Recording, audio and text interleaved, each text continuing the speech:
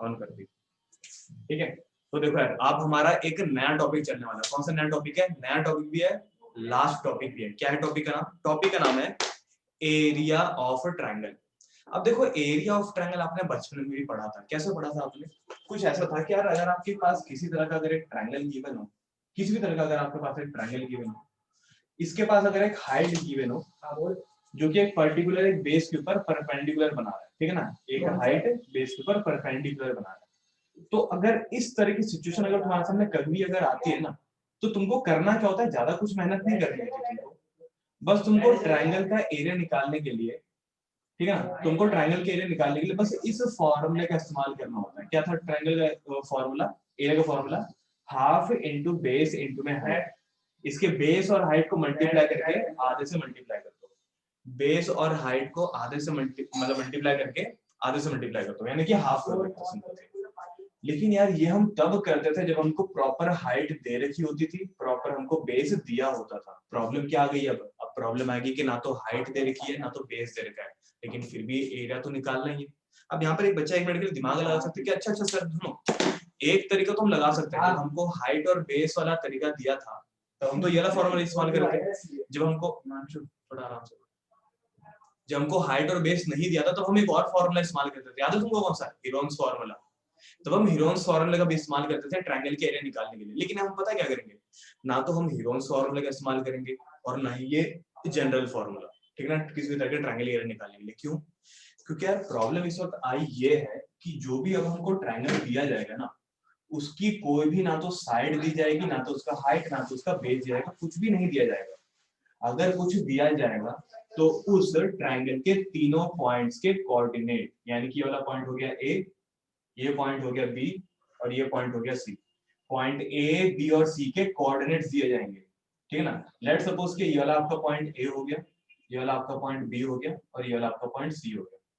अब एक मिनट के लिए मान लेते हैं कि आप पॉइंट ए, पॉइंट बी और पॉइंट सी के कोऑर्डिनेट्स कुछ ऐसे दिए हुए। कैसे करके? ए के कोऑर्डिनेट दिए हुए हैं x1 y1 करके, बी के कोऑर्डिनेट दिए हुए हैं x2 और y2 करके, सी के कोऑर्डिनेट हमको कैसे दिए हुए हैं x3 और y3 करके, ठीक है ना, x1 y1 x2 y2 और x3 y3। तो ये सारा है।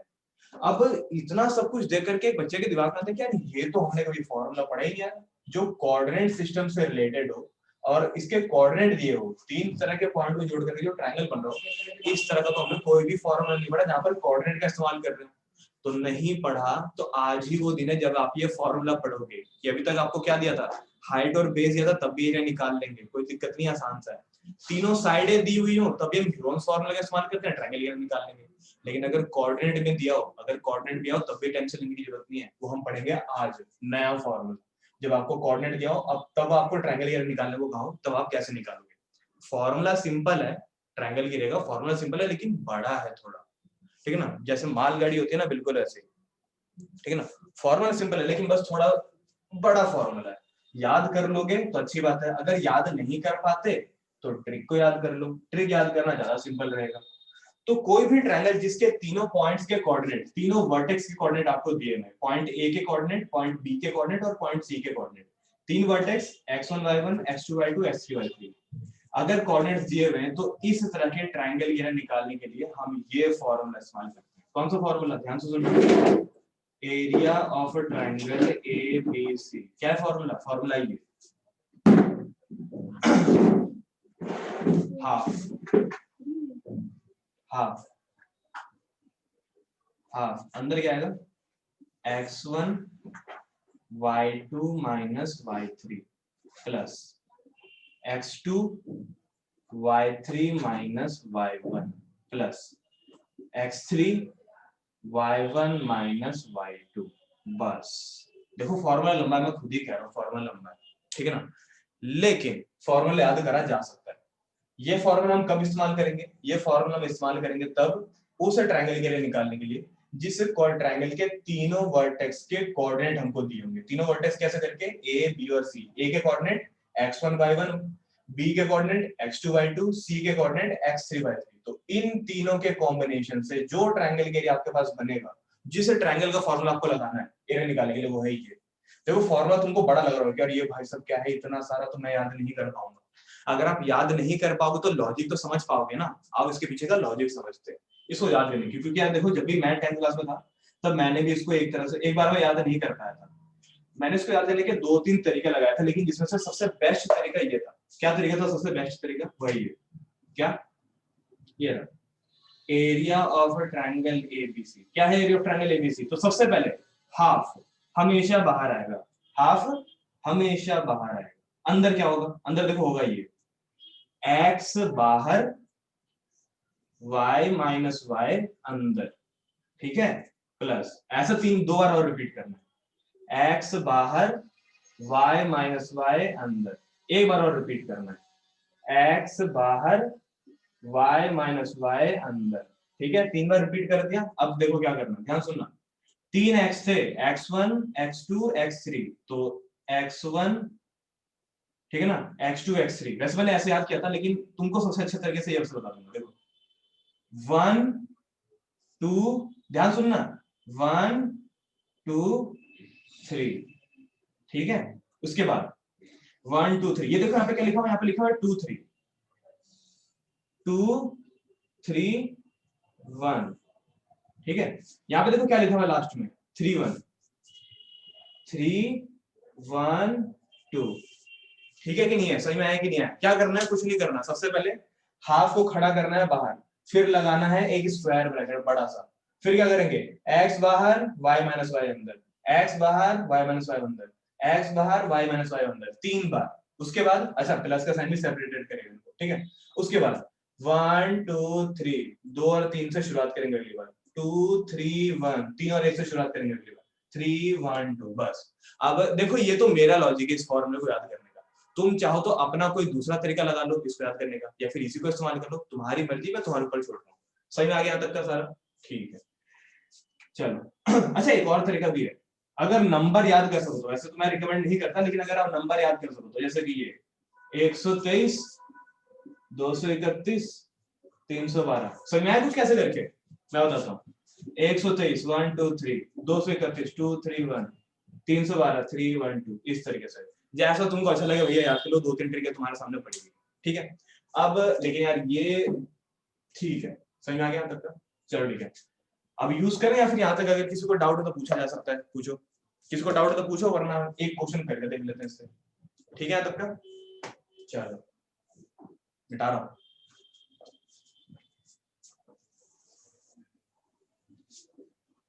भैया, हाँ जी बताओ। भैया जैसे दो कोऑर्डिनेट्स है, जैसे एक कोऑर्डिनेट है 2,1 और एक है 4,2, तो भैया इनका अगर रेशियो बराबर है तो फिर कोऑर्डिनेट्स बराबर होंगे या फिर ये रेशियो ट्रायंगल बराबर है फॉर्म तो करेगा? नहीं यार, कोऑर्डिनेट्स कभी बराबर नहीं होते। हर एक पॉइंट एक यूनिक होता है, ठीक है ना, हर एक पॉइंट का एक यूनिक कोऑर्डिनेट होता है। अगर आपको 2 पॉइंट ऐसे मिले जिसका कोऑर्डिनेट यूनिक है, तो वो 2 पॉइंट नहीं है, वो एक ही पॉइंट है, ठीक है, हमेशा याद रखिए। हर एक पॉइंट का अपना एक यूनिक कोऑर्डिनेट होता है, ठीक है। चलो सही है, शुरू करूं?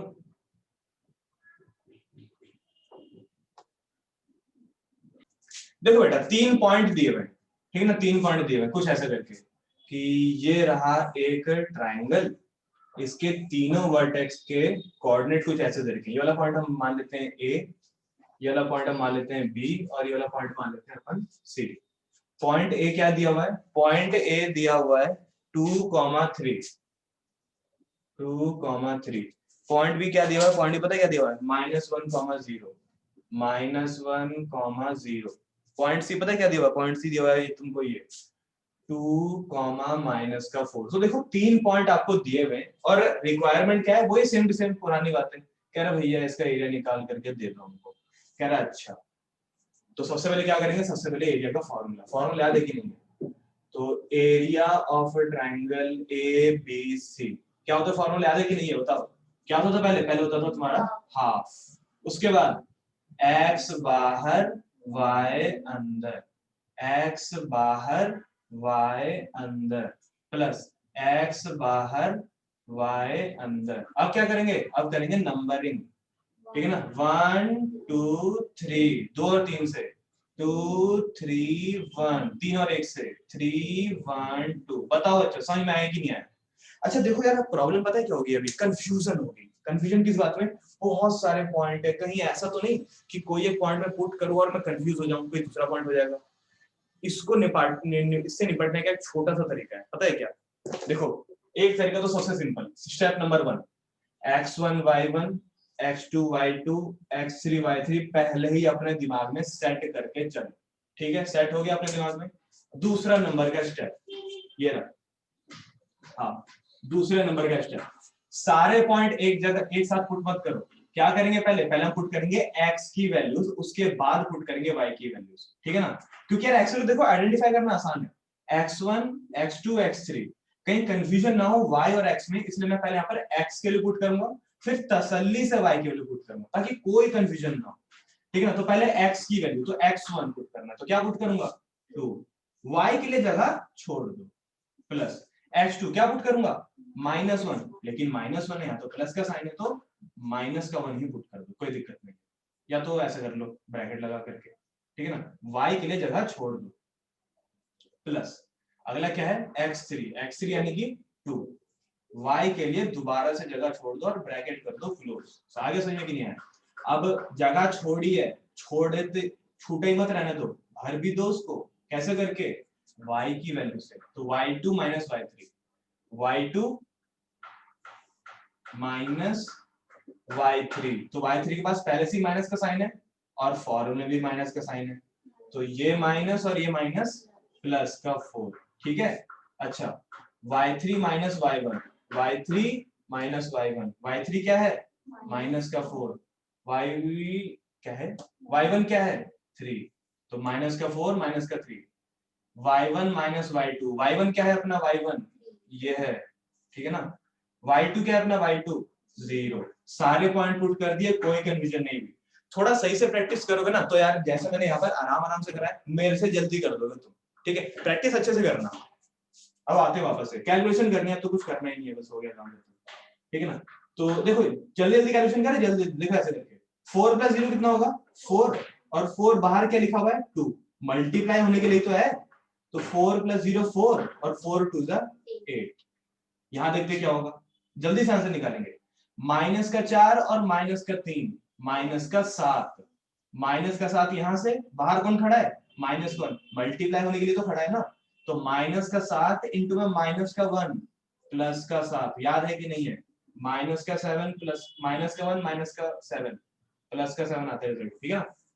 चलो ठीक है, माइनस माइनस प्लस, क्योंकि 3 में से 0 गया तो 3, और बाहर 2 क्यों खड़ा है मल्टीप्लाई होने के लिए, तो 3 2 जा 6, ठीक है? अब कर देते हैं इसका हिसाब किताब, कितना आएगा, तो 1/2, 8 और 7 15, 15 और 6 कितना हो गया 21, तो फाइनल इसका आंसर आ गया तुम्हारे पास 21/2, 21/2। क्या मैंने ये आंसर ठीक लिखा या फिर ये आंसर अधूरा है? 21/2 इसका फाइनल आंसर है भैया, स्क्वायर भैया यूनिट लिखना ज्यादा इंपॉर्टेंट है। 21/2 पूछेंगे ना भाई 21/2 क्या है, तो 21/2 स्क्वायर यूनिट है। स्क्वायर यूनिट क्या होता है, स्क्वायर यूनिट एरिया की यूनिट होती है। जब भी कभी हम एरिया निकालते हैं उसकी यूनिट हमेशा स्क्वायर में आती है, जैसे बोलते हैं ना centimetre square, millimetre square, kilometre square, hectare, जो भी समथिंग कुछ है। और जब भी हम वॉल्यूम निकालते हैं वो कैसे निकालते हैं, क्यूब में निकालते हैं, centimetre cube, millimetre cube, kilometre cube, inch cube, foot cube, जो भी है। तो ये है इसका एरिया। बताओ समझ में आया कि नहीं आया? सिंपल तरीका है, बस हाँ फॉर्मूले में कंफ्यूज मत होना, एक एक करके ध्यान से वैल्यू पुट करना, पहले x वैल्यू पुट कर दो फिर y वैल्यू पुट कर दो। अगर मास्टर हो जाओ सही तरीके से, अगर मास्टरी कर लिया आपने इसमें, तो सारी वैल्यू तो बोलते एक ही बार में पुट कर दो। यहाँ तक क्लियर है, समझ में आ गया यहाँ तक का सारा? एक और नया क्वेश्चन बताओ, एस आएगा मतलब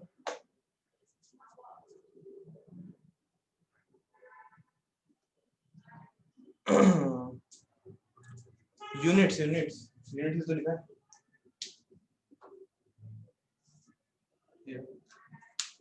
ठीक है ना? चलो सही है, यहाँ तक का हो गया, सही में आ गया यहाँ तक का सारा। अब एक काम करो, एक क्वेश्चन मेरे को तुम करके दिखाओ, निकालो।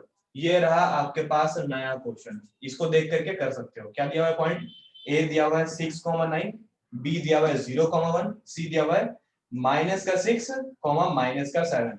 ध्यान से करना, x1 y1 x2 y2 x3 y3 अपने दिमाग में मान करके चलो, या फिर यहीं पर मार्क कर दो।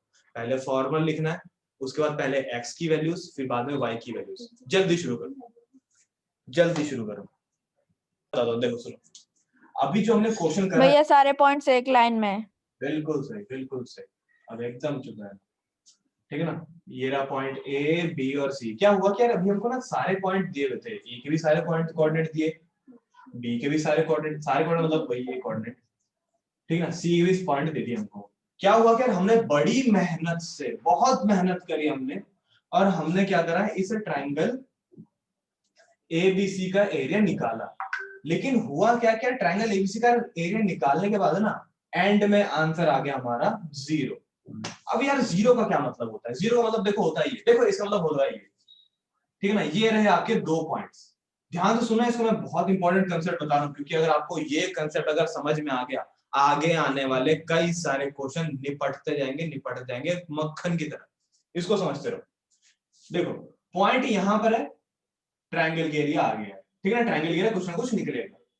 अच्छा यही वाला पॉइंट अगर मैं थोड़ा यहां शिफ्ट कर दूं तो तब भी ट्रायंगल के एरिया आएगा, लेकिन थोड़ा पहले से कम आएगा, है ना, थोड़ा ट्रायंगल झुक रहा है ना, थोड़ा ट्रायंगल छोटा हो रहा है।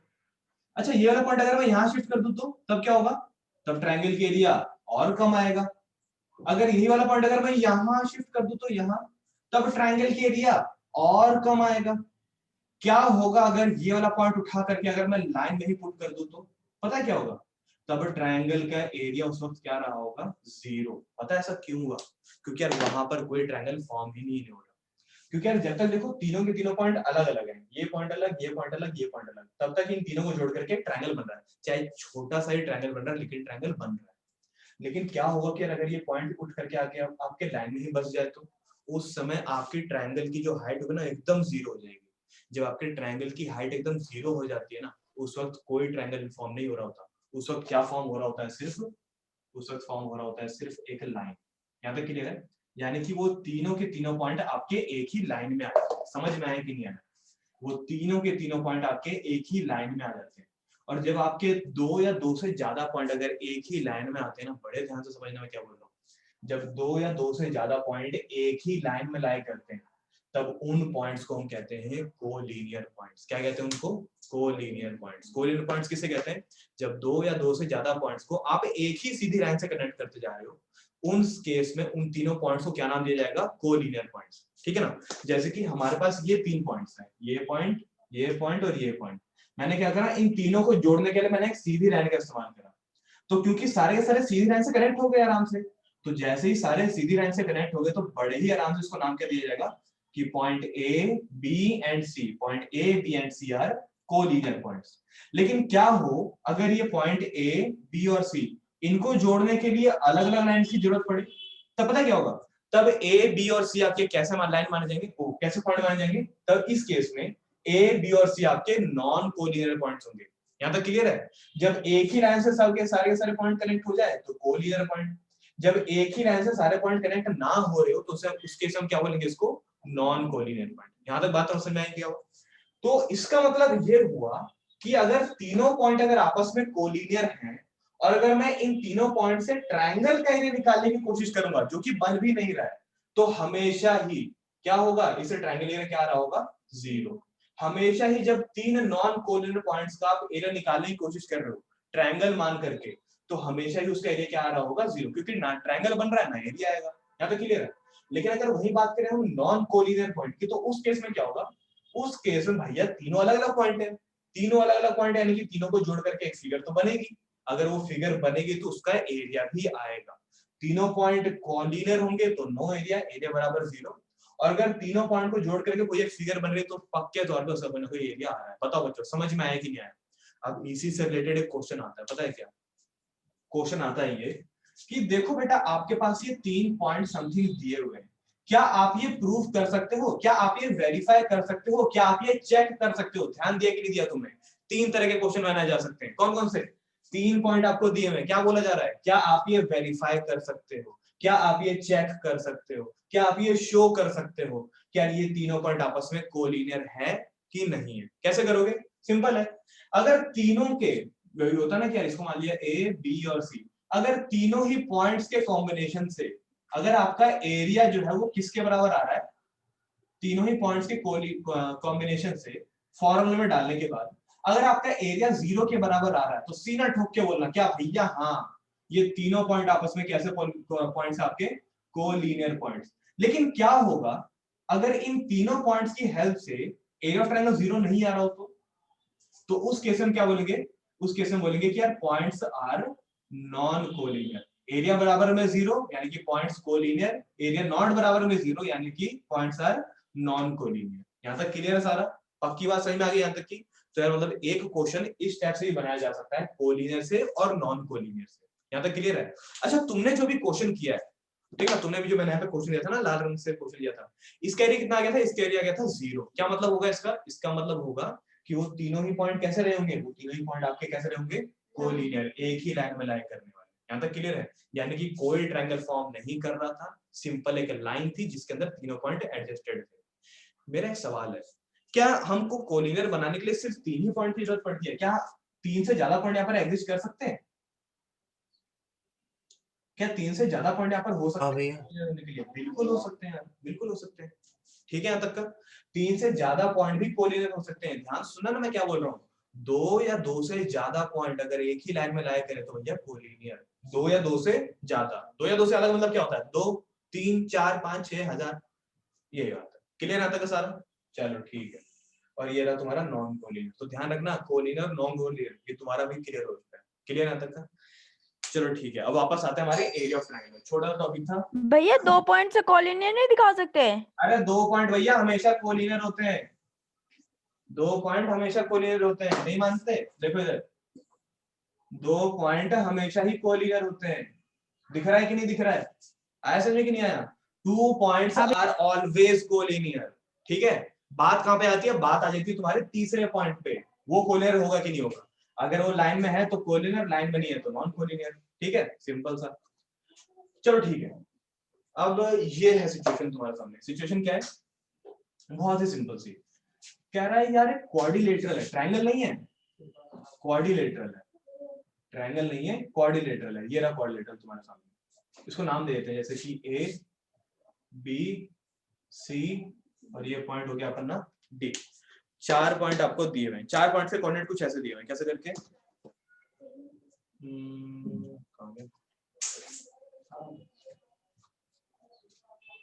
एक मिनट निकालता हूँ।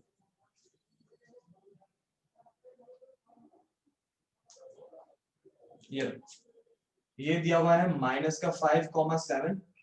ठीक है, अच्छा ये पॉइंट दिया हुआ है हमको माइनस का 4, माइनस का 5। ये पॉइंट हमको दिया हुआ है माइनस का 1, माइनस का 6। और ये लास्ट पॉइंट हमको दिया हुआ है 4,5। यार इसके तो चलो कोई दिक्कत नहीं है, लेकिन हमने जो भी फॉर्मूला पढ़ा है वो तो हमने ट्रायंगल के निकालने के लिए पढ़ा है, हमको दे दिया क्वाड्रिलेटरल। यहाँ तक क्लियर है? आया समझ में कि नहीं आया? मतलब कि यार ये तो वही वाली बात हो गई, मतलब आम का पेड़ का, आम का क्या कहते हैं, आम का बीज लगाया और अनार उग गया। ये क्या बात हो गई यार? ट्रायंगल का फॉर्मूला पढ़ाया और क्वाड्रिलेटरल दे दिया। इसके एरिया हम लोग कैसे निकाल ले? तो थोड़ा दिमाग लगाओ। ट्रायंगल के एरिया यहाँ पर यूज किया जा सकता है इसके एरिया निकालने के लिए, लेकिन कैसे करके, क्या यूज करेंगे बताओ? कैसे करो, क्या दिमाग लगाओ? डायगोनल। डायगोनल, डायगोनल, बहुत बढ़िया। यानी कि अगर मैं यहाँ पर एक डायगोनल बना देता हूं तो उससे होगा क्या? क्या होगा? उससे फर्क क्या पड़ेगा? 2 ट्रायंगल बन जाएंगे। नहीं, एक डायगोनल बनाने के बाद ये 2 ट्रायंगल में डिवाइड हो गया। आपने ट्रायंगल का ही तो फॉर्मूला पढ़ा है ना, एक बार तो आपने लगा लिया, एक बार लगाने पर एक ट्रायंगल का एरिया आएगा, 2 बार लगाने पर दूसरे ट्रायंगल का एरिया आएगा। अच्छा लेकिन यार अभी भी समझ में नहीं आ रहा कि यार मैं एरिया तो निकाल लूंगा, इसका भी एरिया निकाल लूंगा, इसका भी एरिया निकाल लूंगा, यार क्वाड्रिलेटरल का एरिया कैसे आएगा? अच्छा, यानी कि सबसे पहले मेरे को एरिया निकालना है अलग से, फिर मेरे को इसका एरिया निकालना है भैया अलग से। ठीक है, हाँ बता भैया। लेकिन ये हमारे 2 कोऑर्डिनेट तो 2 बार गिन लेंगे, ए वाला और सी वाला। हाँ तो क्या हो गया? क्या हुआ? कुछ प्रॉब्लम हो जाएगी? कुछ प्रॉब्लम नहीं होगी। तो भैया फिर एरिया तो डिफर करेगा ना? हाँ तो एरिया डिफर करेगा। किसने बोला एरिया सेम आएगा? एरिया तो डिफर करेगा ही। मैंने तो क्वाड्रिलेटरल बोला, मैंने पैरेललोग्राम थोड़ी बोला है, फिर रोम्बस थोड़ी बोला है। ठीक है ना? तो ध्यान सुनो क्या करना है। अरे भैया मैं बोल रहा हूँ कि जैसे हम ए सी डी का निकालेंगे और ए बी सी का निकालेंगे, तो ए और सी वाले कोऑर्डिनेट 2 बार नहीं गिन लेंगे हम लोग? अरे तो क्या हो गया मुन्ना, कोई गलत हो जाएगा क्या? सही तो होगा। हमको कोऑर्डिनेट ही तो चाहिए होंगे, और क्या चाहिए होंगे? x1 y1 x2 y2 x3 y3 इस ट्रायंगल के लिए। जब उस ट्रायंगल में जाएगा x1 y1 x2 y2 x3 y3 उस ट्रायंगल के लिए। आया समझ में कि नहीं आया? अरे मतलब एक तरह से तो मान भैया लेना एक बार ये माइनस नहीं करेंगे इन दोनों को? नहीं यार, कुछ नहीं करना, सब कुछ सेम है। इस ट्रायंगल एरिया के लिए x1 y1 x2 y2 x3 y3 point अगर दोनों में अगर सेम हो जाएंगे तो कोई दिक्कत नहीं होगी, ठीक है? नहीं आई सॉल्यूशन में, एक बार ट्राई करियो, नहीं आएगा तो मेरे को दोबारा बताइए, ठीक है?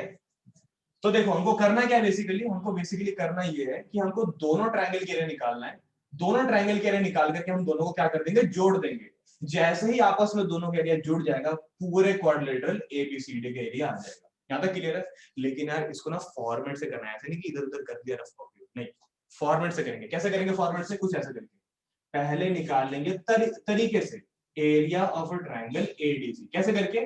वही हाफ वाला फॉर्मूला लगा करके, याद है ना कौन सा, एक्स बाहर वाई अंदर वाला। फिर निकालेंगे area of a triangle ABC, याद है ना कैसे करके, वही वाला फॉर्मूला, हाफ समथिंग कुछ करके। यहां तक क्लियर है? उसका क्या करना, इसको मान लेना फर्स्ट इक्वेशन, इसको मान लेना second equation. Finally area of quadrilateral, area of quadrilateral कौन सा, ABCD, A B C D. कैसे निकालोगे? Using equation first and second. First यानी कि एरिया ऑफ ट्रायंगल एडीसी जोड़ूंगा, फिर एरिया ऑफ ट्रायंगल एबीसी जोड़ूंगा। एडीसी का एरिया और एबीसी का एरिया, दोनों एरिया जुड़ करके कौन से एरिया बना देंगे, आपके क्वाड्रिलेटरल एबीसीडी का एरिया। बताओ क्लियर हुआ कि नहीं हुआ? यहाँ पे छोटा सा रीजन भी लिख देना, क्या, फ्रॉम या फिर using first and second equation. बताओ यहाँ तक क्लियर है कि नहीं है? तो देखो अभी तक आपके ट्रायंगल के एरिया से रिलेटेड हमने 3 तरह के क्वेश्चन सीख लिए। कौन कौन से? एक तो सिंपल ट्रायंगल के एरिया से ट्रायंगल का ही एरिया निकालना, ट्रायंगल के एरिया का यूज करके पॉइंट्स को कोलिनियर प्रूव करना, और तीसरा क्वाड्रिलेटरल के एरिया निकालना। बताओ समझ में आया कि नहीं आया? यहाँ तक क्लियर है? तो देखो यहाँ तक अगर अभी तुमने पढ़ लिया ना, तो यहाँ पर हमारा लास्ट टॉपिक क्लियर हो जाता है। लेकिन कुछ टॉपिक रह जाते हैं, ठीक है ना, कुछ टॉपिक रह जाते हैं, जैसे कि सेंट्रोइड रह जाता है, कुछ एक्स्ट्रा ऑर्डिनरी क्वेश्चन रह जाते हैं, ठीक है ना, जो कि यार कई सारे फॉर्मूला का इस्तेमाल करके बनाया जाता है। वो हम डिस्कस करेंगे अगली क्लास में, ठीक है ना। फिलहाल के लिए यहाँ पर देखो, अगर कुछ भी अगर तुमको डाउट आ रहा हो तो प्लीज पूछो जल्दी, ठीक है? हाँ यार, कैलकुलेशन सही से करना है, कैलकुलेशन की गलती हो सकती है, ठीक है ना, कोई गारंटी नहीं हुई है, कैलकुलेशन किसी का सगा नहीं होता, गलतियां करवाते ही करवाता है, ठीक है? यहाँ तक का सारा कोई डाउट तो बताओ, या फिर सही है, बढ़े आगे, ठीक है यहाँ तक का? चलो ठीक है, फिर अगली क्लास में मिलते हैं, ऑल द बेस्ट।